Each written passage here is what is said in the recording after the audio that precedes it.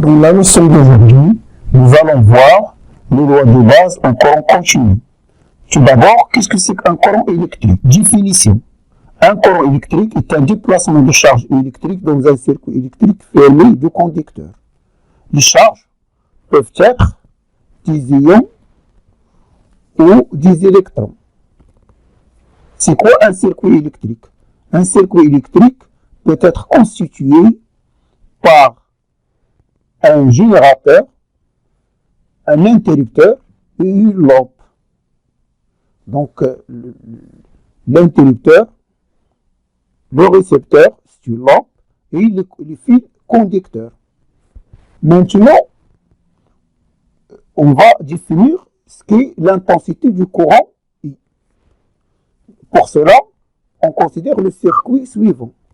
Donc, soit le circuit de la figure 1, il est constitué d'un générateur E, c'est un générateur de courant continu, d'une lampe L, c'est le récepteur, et du fil conducteur. Voilà un fil conducteur, et voilà l'autre fil conducteur. Maintenant, on va, pour voir la quantité d'électricité ou bien la quantité d'électrons qu'on appelle charge qui circule dans les conducteurs, on va isoler une portion AB et voir la quantité d'électricité qui traverse une section de cette portion. Donc voilà, section, c'est la section AB du fil conducteur. Il est traversé par N électrons dans le sens A vers B. Donc voilà la section que j'ai hachurée là, sous les hachures.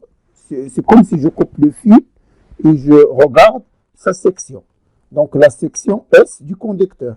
Donc il passe NE électrons pendant un temps T à travers la section S. Donc à travers cette section-là, on revoit donc la quantité d'électricité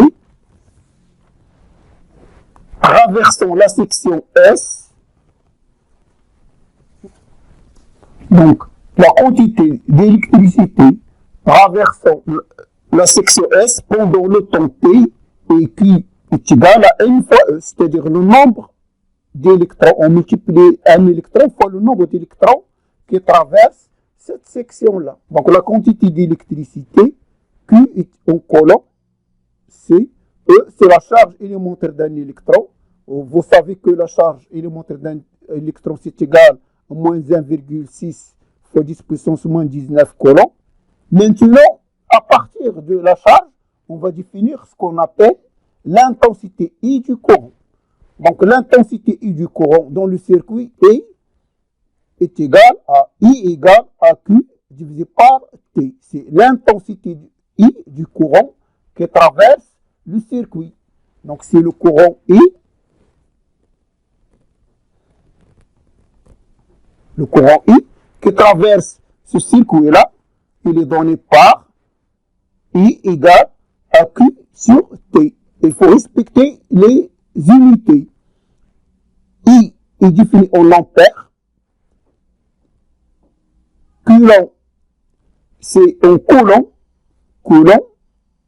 Et T, c'est en secondes. Pour avoir les ampères. Donc, il faut faire attention aux unités. Donc, il faut toujours, pour avoir les ampères, il faut définir la charge en coulomb et le temps en secondes. Maintenant, nous allons voir un exemple de calcul du courant dans un circuit électrique. Une charge Q de 3600 millicoulomb passe dans un conducteur pendant un temps T de 4 secondes. Quelle est l'intensité du courant I ayant circulé dans le conducteur? Maintenant, nous allons calculer le courant I. Nous avons dit que le courant I, c'est égal à Q sur T. Avec I en ampères, Q en coulomb et T en secondes.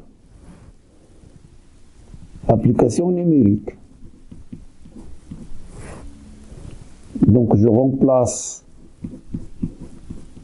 Q par sa valeur, donc par 3600 millicoulomb et le temps par 4 secondes.